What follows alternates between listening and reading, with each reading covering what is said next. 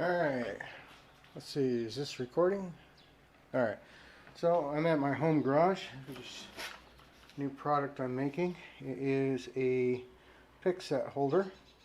Let's see, I made it to fit the old style Cornwell handle and the new style, and so I can use my old snap-on set in it too. It's my home garage. Made this for work.